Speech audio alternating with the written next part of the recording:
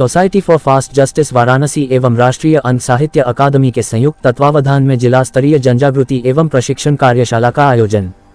Varanasi forum for fast justice के निर्देशन में society for fast justice Varanasi एवं राष्ट्रीय अंध साहित्य अकादमी के संयुक्त तत्वावधान में जिला स्तरीय जनजागृति एवं प्रशिक्षण कार्यशाला का आयोजन 3 जून मंगलवार को लंका स्थित होटल श्यामल में किया गया।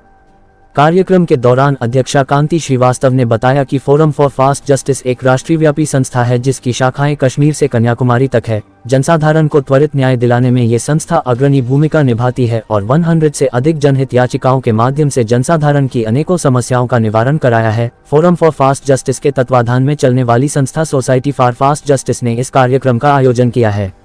राष्ट्रीय अंध साहित्य अकादमी सामाजिक सरोकार, साहित्य, सैनिक और संस्कृति संबंधित अनेक क्षेत्रों में कार्य करने वाली जानी मानी संस्था है जो तरह तरह के आयोजनों के माध्यम से जनसाधारण को जागरूक करने में राष्ट्रीय स्तर पर कार्यरत है और इस कार्यक्रम की सह आयोजक है। इस कार्यशाला का उद्देश्य आम नागरिकों को न्यायिक प्रक्रिया में सुधार, शीघ्र न्याय की आवश्यकता तथा उनके संवैधानिक अधिकारों के प्रति जागरूक करना है।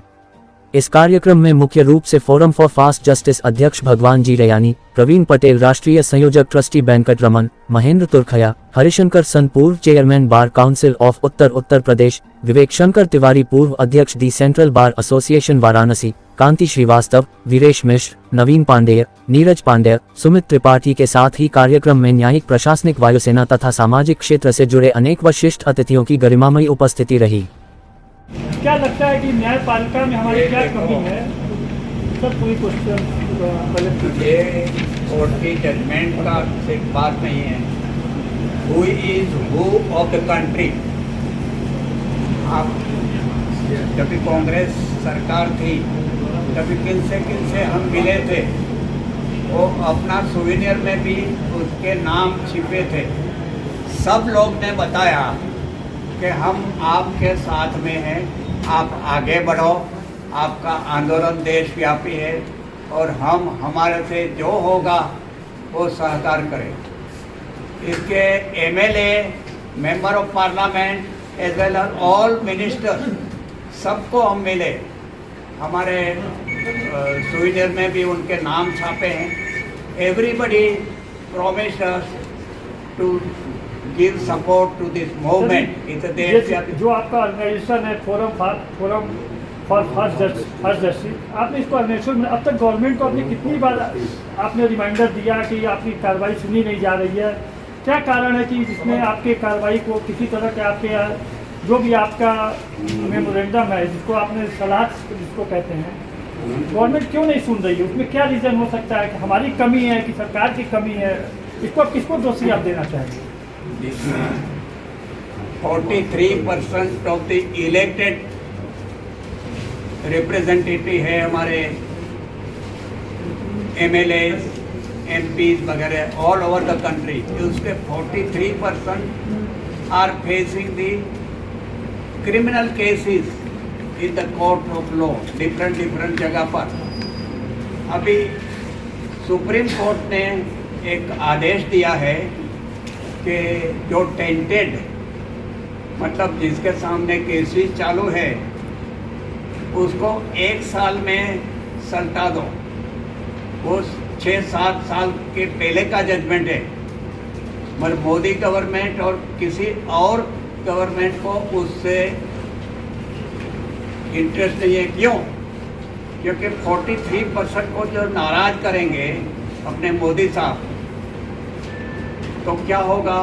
ये 43% जो आए उनको कान पकड़ के नीचे उतार देंगे। किसी को, मोदी को भी, उसकी भी शर्म नहीं रखेंगे वो।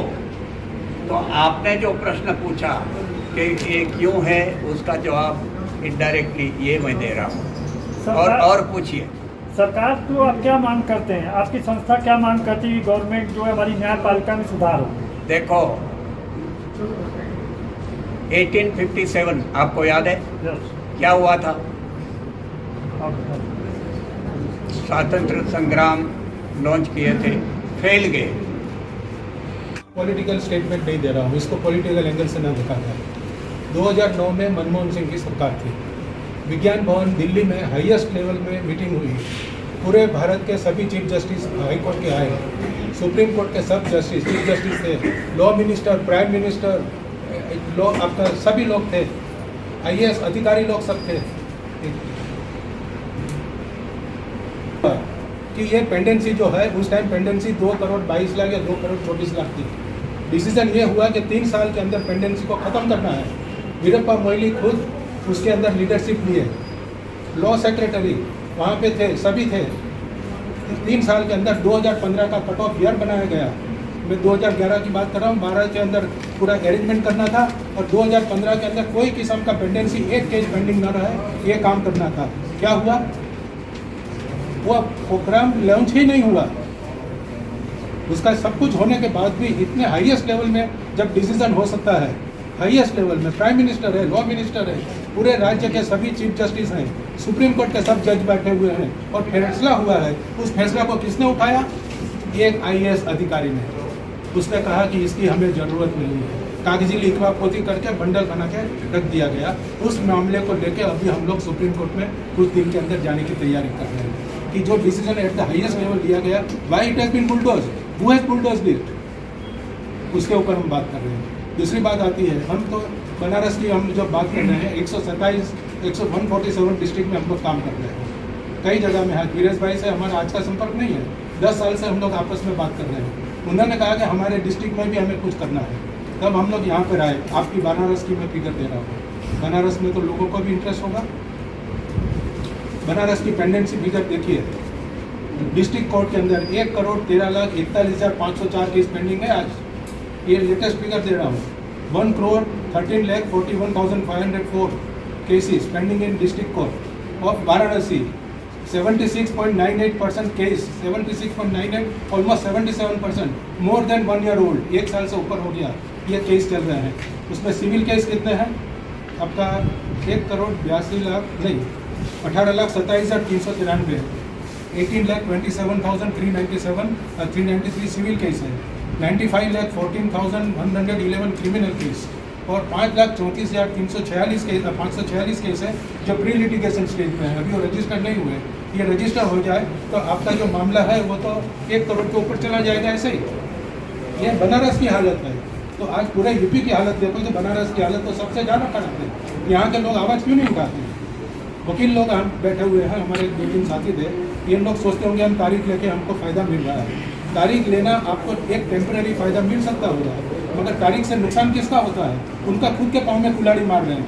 जो लोगों को कोर्ट में आना चाहिए वो कोर्ट में नहीं आते हैं, केवल तारीख के तारीख फंस जाएंगे, हमारे पैसे भी खर्चा हो गया, फैसला मिलेगा नहीं, बेटर है कोर्ट में मत जाओ। कोर्ट में लोग ज़्यादा आएंगे तो वकालत भी चल पड़ेगी, मगर वो तारीख में 10 रुपया, 20 रुपया, 50 रुपया, 100 रुपया, ऐसा ही कोई बहुत बड़ा खेला नहीं होता है। और एक वकील ने तारीख मांगा, CPC क्या कहती है? सिविल प्रोसीजर कोर्ट के अंदर 3 से ज़्यादा तारीख मांग नहीं सकते, और मांगा तो जज दे नहीं सकता, मगर ये तो दुकान खुली है, आप मांगते जाओ, हम देते जाओ।